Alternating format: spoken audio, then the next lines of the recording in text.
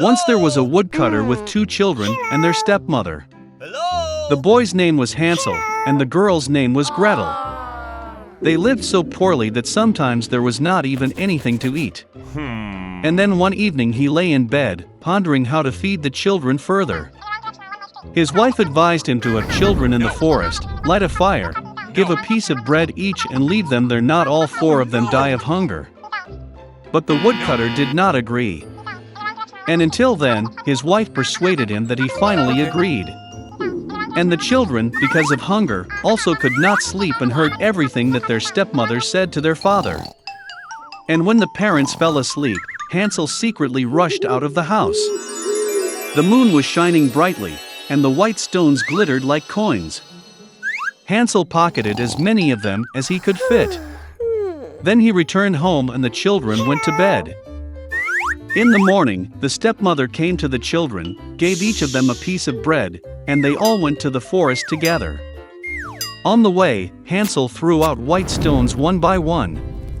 When they arrived at the clearing, my father began to light a fire. He ordered the children to sit near the fire and make sure that it didn't go out, while they and their stepmother would go for more firewood.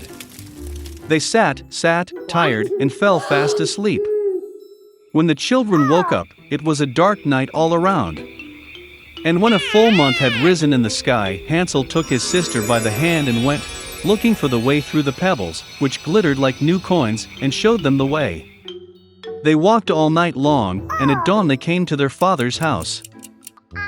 Some time passed, and the children again heard how the stepmother one night began to beg their father to get rid of the children. He refused, but his wife did not want to listen to him. She cursed and expressed all sorts of reproaches to him. When the parents fell asleep, Hansel, like the last time, wanted to collect stones, but the stepmother locked the door and the boy could not leave the house. Early in the morning, the children were given a piece of bread each, even less than the previous time. On the way to the forest, Hansel shredded his piece in his pocket and threw the crumbs on the ground. The stepmother took them even further into the forest. Again a big fire was lit, and the father ordered the children to watch the fire while they and their stepmother chopped some more wood. When lunchtime came, Gretel shared her piece of bread with Hansel. And they fell asleep. We woke up when the dark night fell. And then a month came up, and they got together on their way, but they could not find a single crumbs, because thousands of birds fluttering in the forest had long been eating those crumbs. So the children walked for a very long time, but they could not get out of the forest. Suddenly, the road led them to the hut. Coming closer, the children saw that the house was all built of bread and biscuits, and the windows were made of pure sugar. Hansel reached up and broke off a piece of the roof, while Gretel went to the window and began gnawing at its windows. And then the door in the hut opened wide, and the old woman came out, leaning on a crutch. Hansel and Gretel were so scared that they even dropped their tidbits from their hands. And the old woman was kind and invited them to her hut. There was already abundant food on the table: milk, cookies, apples, and nuts.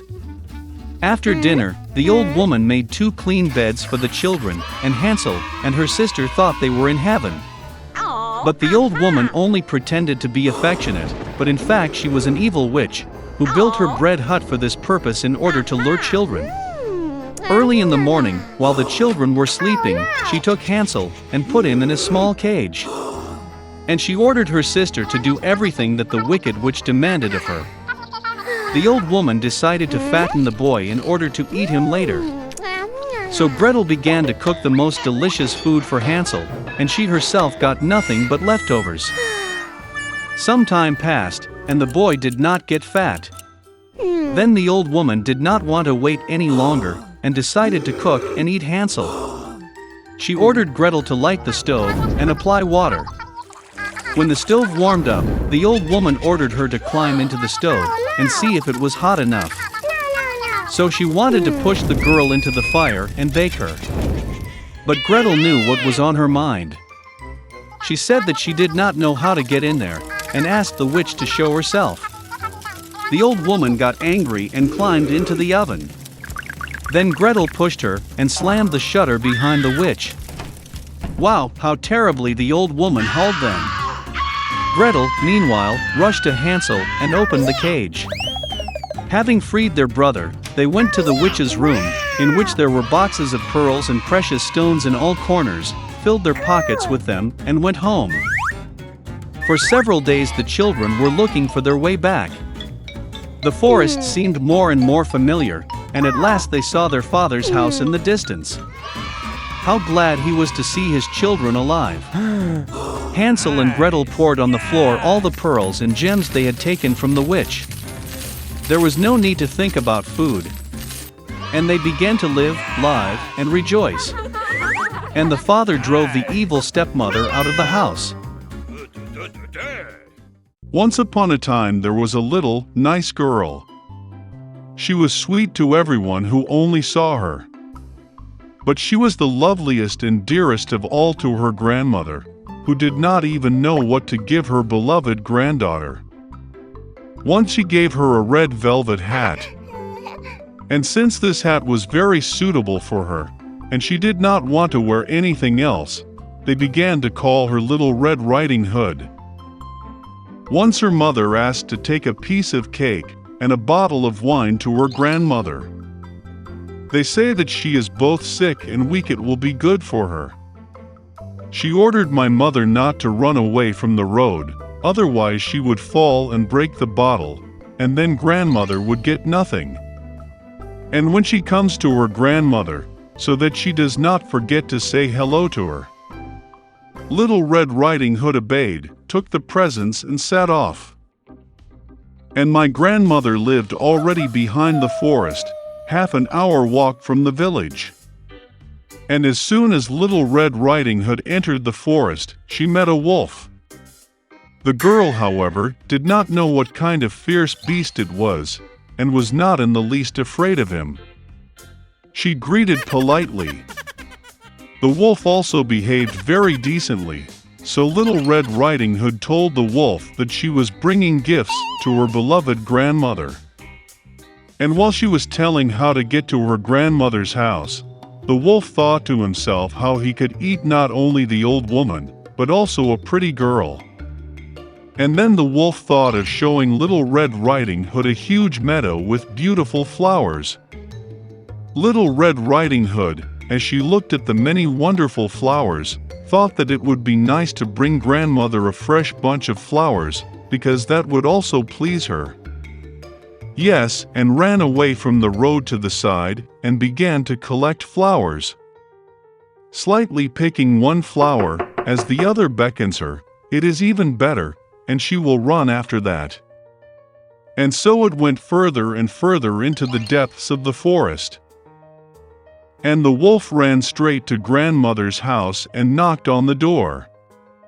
Grandma asked who was there.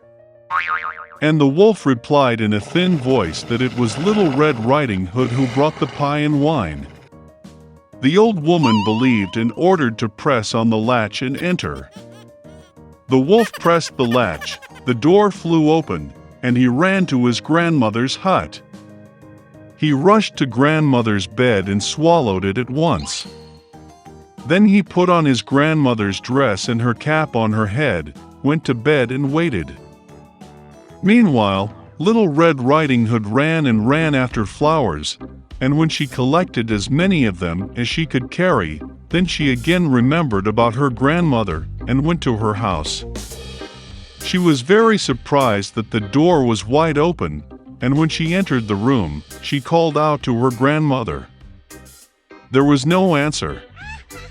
The granddaughter came up to the bed and saw grandmother was lying, and she had pulled her cap on her very nose, and it seemed so strange. Little Red Riding Hood asked with bewilderment why grandmother had such big ears. And the wolf answered in a grandmother's voice to hear better. Then Little Red Riding Hood asked why grandmother had such big eyes. To better see you, the wolf answered. And the arms are so big that it is easier to grip. And when Little Red Riding Hood saw the wolf's mouth and only asked why grandmother had such a nasty big mouth, the wolf pounced on her, screaming, "So I could eat you." And how he jumped out from under the blanket and swallowed the poor girl. Having had enough in this way, the wolf again went to bed, fell asleep, and began to snore as much as he could. At that time a hunter was passing by the grandmother's house, heard snoring and wondered if something had happened to the old woman that she snored so. He entered the house, went to the bed and saw that the wolf was sleeping there. And he has been hunting this villain for a long time. He wanted to kill him with a gun, but it occurred to him that the wolf, perhaps, swallowed his grandmother and that she could still be saved. That is why he did not shoot, but opened his wolf's mouth wide, and saw a red cap flashed there. A girl jumped out of her mouth and said that her grandmother was still there. The hunter opened his wolf's mouth even wider, and the old grandmother somehow managed to get out behind the Red Riding Hood. They were delighted, began to hug and thank the hunter. They decided to teach a cunning wolf a lesson. They brought up large stones as soon as possible, stuffed them into the wolf's mouth and belly, and carried him out into the yard. And when the wolf woke up, he saw the hunter, and was about to escape, but could not bear the weight of the stones, and fell to the ground. This delighted all three, while the wolf got up and barely dragged its heavy belly into the dark forest. They never saw him again. This is how they taught the cunning wolf a lesson, and Little Red Riding Hood decided that she would never again disobey Mother's orders.